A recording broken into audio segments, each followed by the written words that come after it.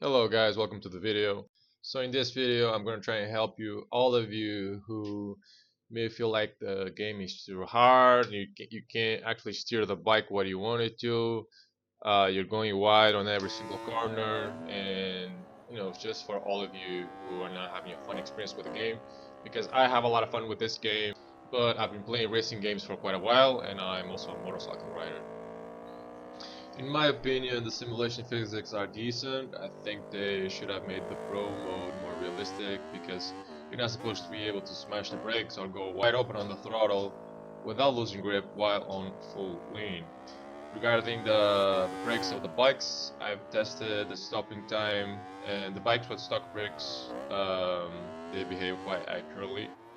So what I did was I tested the bikes in game, and I looked for some videos of actual real life tests. I compared the stopping time, and I would say it's pretty close. This game can be a little bit hard to adapt if you play racing games but you've never ridden a motorcycle, or if you do ride motorcycles but you never played a racing game. So let's get into the gameplay and what you actually have to do differently. If you want to be smooth and if you want to be precise, you have to be able to go halfway on every single input. This means you have to be able to go 50% on throttle, brake, and steering, and if you want to be really smooth, you can actually even try and be able to do 25% of all of those three inputs. Something that is going to help you a lot becoming more intuitive with all the controls on the bike is actually fixing your perception of the bike. So you will have the most accurate perception if you are actually on the bike. But we're not on the bike, we're looking at an image, a perspective of the bike. And what you have to have in mind is you're controlling a very small vehicle, very short wheelbase, doesn't compare to a car. And on that vehicle, where is the front wheel? The front wheel is what's controlling your direction. And if you're on third person view, you kind of have an illusion that the front wheel is a lot further ahead than it is. So you have the rider, the avatar, or whatever you may call it, and basically you have the front wheel to which all steering inputs and braking inputs go to. It's just a little bit ahead of where the rider is sitting, so it's really close to you. So in order to have an accurate perception of the bike, you need to look past the illusion of third person and actually realize that, okay, I'm looking it from behind, I can see the rider and the back of the bike. The front of the bike that controls steering is not that far ahead. If you're able to do this, you're going to experience a lot of improvements because things are just going to be able to come out more naturally. Something that we also have to fix is a perception of weight mass, because we're flicking these bikes left and right really easily, just by moving an analog stick. And if you've never ridden a bike, a big bike, not a 125, not a 50cc, a big bike, like a 1000 or a 600, then you're not really familiar with the sensation of weight that these bikes have.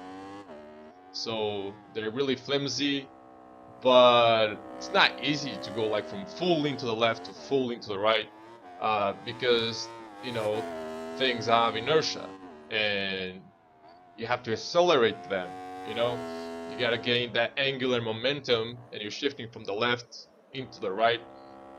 You're actually moving a lot of mass when you do that. So just like I'm demonstrating on this replay, so this a lap that I did on this R1, the bike is completely stock, fully stock, with street tires. I brake early, just like in real life. If the bike is upright, full on brakes, 100% brakes. This compresses the front forks, reduces the rake, makes the bike easier to turn, but you still have a tire that's being flattened by the movement of mass towards the front of the bike. The bike becomes easier to steer, but if you want to go on full lean, you gotta release the brakes. You gotta go on 50%, 25% brakes. If you still need to slow down and you're on full lean, try to brake in the least as possible, because otherwise you feel a lot of understeer. Then you can release the brakes, coast through the corner, and when you're ready, start lifting the bike up, get on the gas. most of the time I'm not even on full brake unless I'm on a straight. So I'm applying like 50% brake, 90% brake, doing the tip in, leaning into the corner while still on the brakes. And only when I feel that I'm at a good radius, a good speed, do I release the brakes.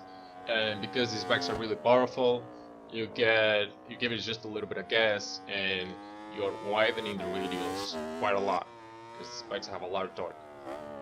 So if it's quite a long corner, I'll be managing my trajectory with I'll be on and off the gas, and when I finally see my exit point, I'll be slowly giving it more gas, but also making sure that I don't widen the radius so much that I go off the road. It's a lot easier to manage the trajectory if you're lifting the bike by just letting go of the analog stick. So if I'm turning left and I want to straighten the bike, I don't want to move the analog stick to my right. I just want to kind of, as I accelerate, lift up the analog stick, and I'll still be managing the acceleration so I don't go wide when I'm exiting the corner. So what if I want to flick the bike from left to right really quickly every single time?